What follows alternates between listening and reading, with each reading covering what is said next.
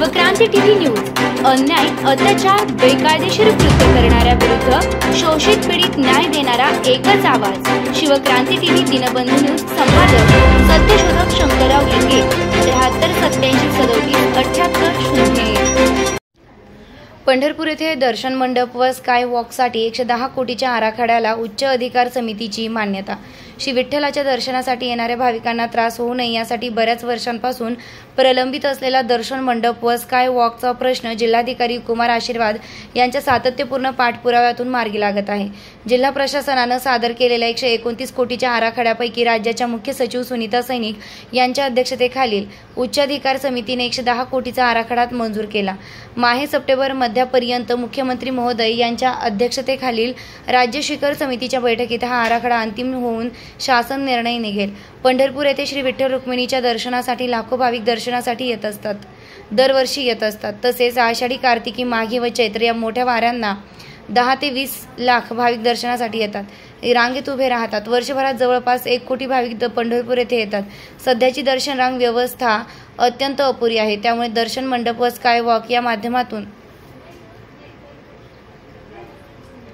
भाविकांना दर्शन सुलभ व्यवस्था व्हावी यासाठी जिल्हाधिकारी कुमार आशीर्वाद यांच्या मार्गदर्शनाखाली शासनाने 129 कोटींचा आराखडा तयार केलेला होता। या अनुषंगाने दिनांक 16 ऑगस्ट 2024 रोजी राज्याच्या मुख्य सचिव सुनीता सैनिक यांच्या अध्यक्षतेखालील उच्च अधिकार समितीच्या बैठकीत दर्शन मंडप व स्काय वॉकसाठी 110 कोटीचा आराखडा समितीने मंजूर केलेला आहे। श्री क्षेत्र पंढरपूर येथील श्री विठ्ठल रुक्मिणीच्या दर्शनासाठी येणाऱ्या भाविकांना दर्शन रांगेत जास्त वेळ उभे राहू नये व रांगेत भाविकांना चांगल्या सुविधा उपलब्ध व्हाव्यात यासाठी मागील अनेक वर्षांपासून दर्शन मंडप व स्काय वॉक तयार करण्याबाबत प्रयत्न सुरू होते। हा अनेक वर्षांपासून प्रलंबित असलेला व भाविकांसाठी अत्यंत महत्त्वाचा प्रकल्प जिल्हाधिकारी कुमार आशीर्वाद यांनी सोलापूर येथे पदभार घेतल्यापासून पाठपुरावा सुरू केला। जिल्हाधिकारी आशीर्वाद यांनी यामध्ये कोणत्याही भाविकाला दर्शन रांगेत त्रास होऊ नये या अनुषंगाने सर्व सोयी सुविधा रांगेत उपलब्ध करून देण्याबाबतचे निर्देश सार्वजनिक बांधकाम विभागाला दिलेले होते। त्यानुसार पंढरपूर येथील सार्वजनिक बांधकाम विभागाचे कार्यकारी अभियंता अमित निमकर यांनी सर्व सोयी सुविधांनी युक्त असलेला 129 कोटीचा आराखडा कार्यकारी समितीला सादर केला। जिल्हाधिकारी कुमार आशीर्वाद यांच्या अध्यक्षतेखाली कार्यकारी समितीने या आराखड्याला मान्यता प्रदान केली। त्यानंतर हा आराखडा पालकमंत्री चंद्रकांत पाटील यांच्या अध्यक्षतेखालील जिल्हास्तरीय समितीत सादर करण्यात आला व या समितीनेही या आराखड्याला मान्यता दिली। जिल्हास्तरीय समितीने मान्यता दिलेला दर्शन मंडप व स्कायवॉक आराखडा पुढील मान्यतेसाठी राज्याच्या मुख्य सचिव सुनीता सैनिक यांच्या अध्यक्षतेखालील उच्च अधिकार समितीकडे पाठविण्यात आला। 16 ऑगस्ट 2024 रोजी मुख्य सचिव यांच्या अध्यक्षतेखालील उच्चाधिकार समितीने जिल्हास्तरीय समितीने मान्यता दिलेला 129 कोटींचा आराखडा सविस्तरपणे पाहून त्यातील 110 कोटीला मान्यता दिलेली आहे।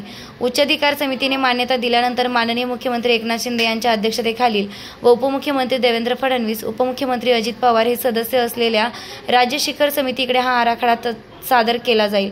साधारणतः सप्टेंबर महिन्याच्या मध्यापर्यंत राज्य शिखर समितीची बैठक होऊन पंढरपूरच्या दर्शन मंडप व स्कायवॉक आराखड्यास अंतिम मान्यता मिळेल व त्यानंतर लवकरच शासन निर्णय निघेल, अशी माहिती जिल्हाधिकारी कुमार आशीर्वाद यांनी दिली।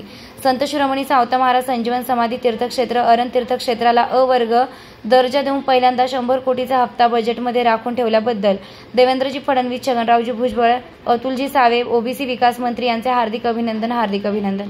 अखिल भारतीय माळी महासंघ राष्ट्रीय अध्यक्ष सत्यशोधक शंकरराव लिंगे।